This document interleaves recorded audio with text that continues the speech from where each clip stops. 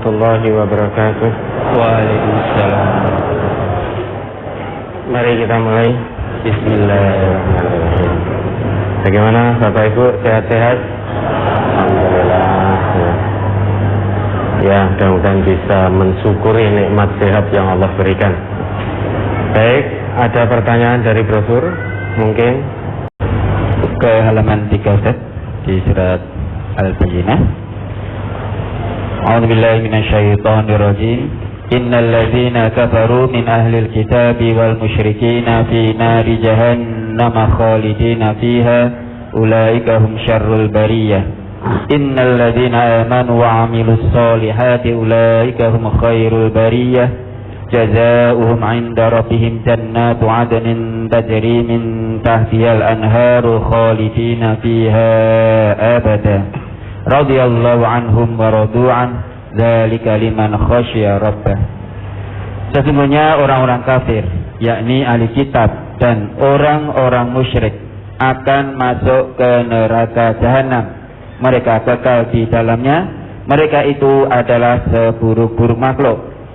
Sesungguhnya orang-orang yang beriman dan mengerjakan amal soleh, mereka itu adalah sebaik-baik makhluk. Balasan mereka di sisi Tuhan mereka ialah surga Aden yang mengalir di bawahnya sungai-sungai. Mereka kekal di dalamnya selama-lamanya. Allah ridho terhadap mereka dan mereka pun ridho kepadanya. Yang demikian itu adalah balasan bagi orang yang takut kepada Tuhannya. Al-Bayyinah ayat 6-8. Di dalam ayat tersebut disebutkan keadaan orang-orang yang beriman dan kafir. Orang kafir masuk neraka jahanam dan orang beriman masuk surga. Apakah kedua golongan itu nanti di padang mahsyar masih dihisab karena sudah dinas? Nah, orang kafir ya tidak dihisab loh. Ya, orang kafir itu tidak akan dihisab, sudah jelas tempatnya. Lah mau dihisab apanya? Sejak di dunia saja kebaikan-kebaikan, kalau dia melakukan kebaikan tidak akan dihitung pahala oleh Allah. Kastarab, seperti fata morgana. Kenapa? Karena orang kafir itu tidak mau mengakui Allah. Tidak mengakui Allah, masa Allah mau mengakuinya? Maka seret langsung. Diseret langsung. Tidak ada hisab bagi orang kafir itu. Orang-orang Islam nanti ada hisab.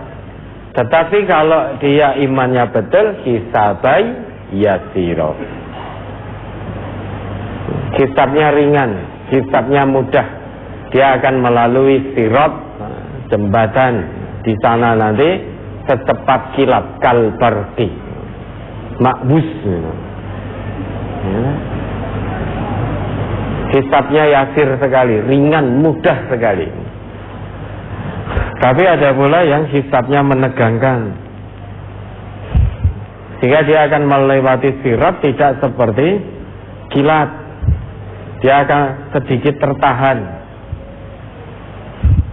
Dia akan melewati sirat, kecepatannya seperti angin, lebih cepat kilat. Namun ada pula yang lebih tertahan lagi. Menurut Nabi, dia akan melewati sirat. Ada yang akan melewati sirat untuk masuk surga nanti.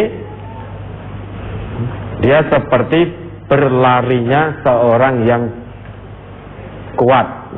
Ya cepat, tetapi tidak lebih cepat daripada kilat, daripada angin. Namun ada pula yang akan melalui sirat itu dengan jatuh bangun. Digambarkan dalam sabda Nabi yang sahih seperti itu. Jatuh bangun, ibaratnya merangkak, saking hisabnya lama dan menegangkan. Tapi sampai surga juga.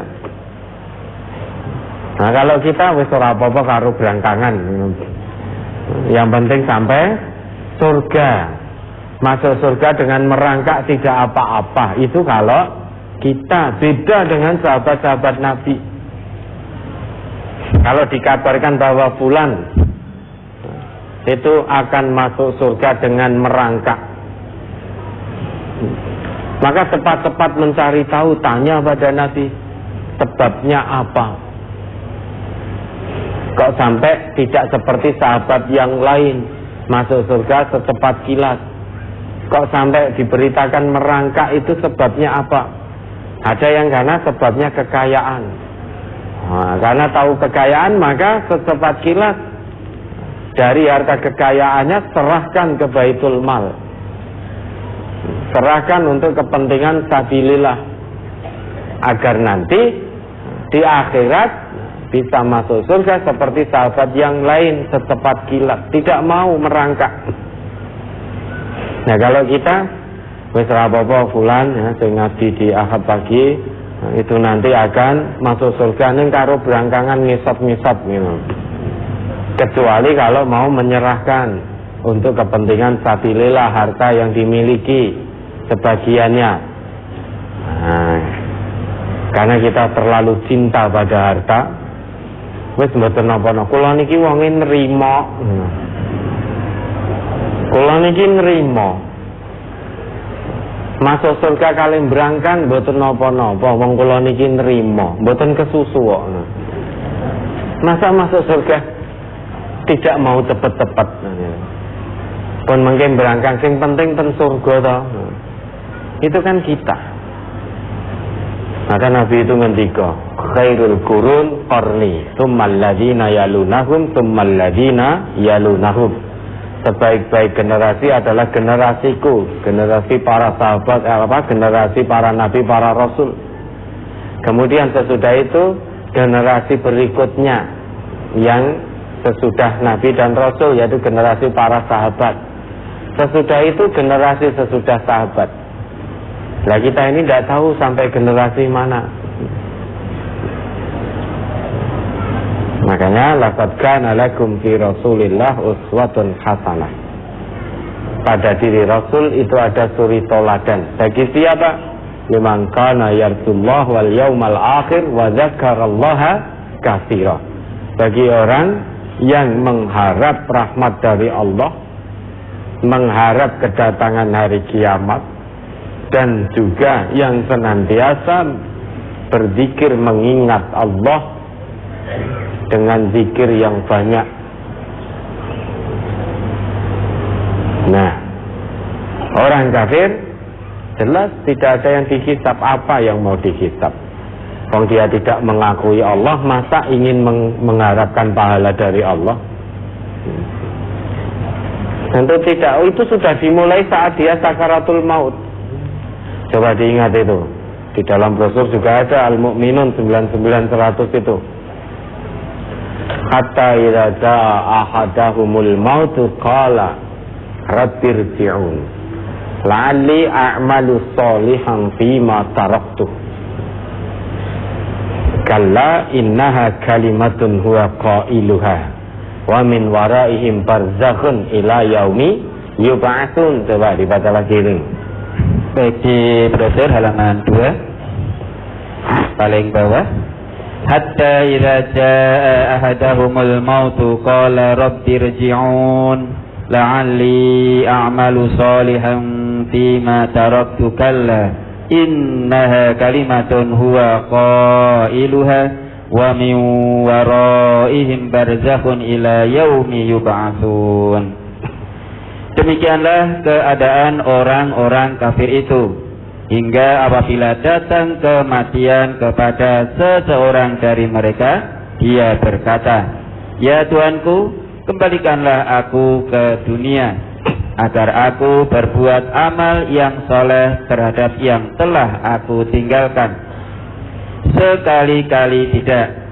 Sesungguhnya itu adalah perkataan yang diucapkannya saja, dan di hadapan mereka ada dinding sampai hari mereka dibangkitkan. Ada notnya tidak itu?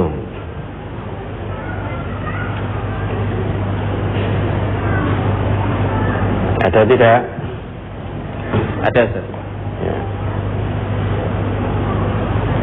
Maksudnya adalah di ayat 99, supaya kami kembali ke dunia. Maksudnya orang-orang kafir di waktu menghadapi sakaratul maut minta supaya diperpanjang umur mereka agar mereka dapat beriman. Ya, sudah dimulai sejak sakaratul maut, menghadapi sakaratul maut.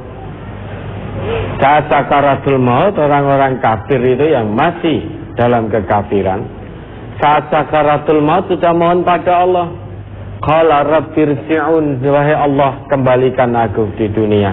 Artinya panjangkan umurku, tunda, jangan engkau matikan dulu. Janji pada Allah, la'alli a'malu sholihan fima taraktu, agar aku bisa beramal soleh terhadap apa yang telah aku tinggalkan.